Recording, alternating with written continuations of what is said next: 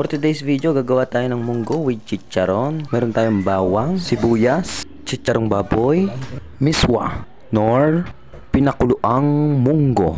At syempre yung ating munggo. Naggayat nga pala ako ng kamatis. Munti ko na palang makalimutan. Syempre, dali-dali ako sa paghihiwa at ng ating maisalang na. Syempre, handa na, tapos na. Pwede na siyang panggisa. Yan nga, ako ay nagigisa ng bawang at sibuyas. Isinalang ko na nga yung kamatis ng aking pinag-iispa-espada kanina. Ayan, aking pinaghalo-halo na. Halo-halo na, pati buhay nyo. Yan, naglagay na ako ng mantika para pampadulas ng lalamunan. Yan. At isinunod ko na nga yung munggo para maisama siya paghalo-halo ng ating graba.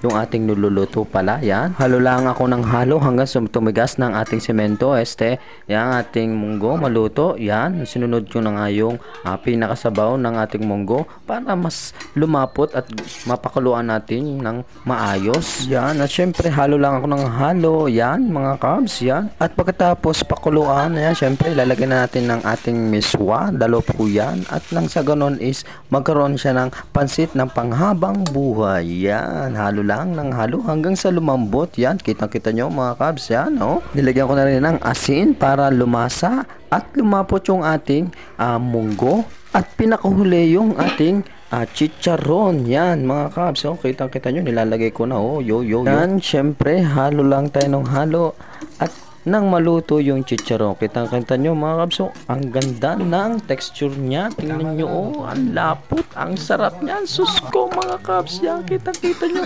lutong-luto na, ang sarap talaga.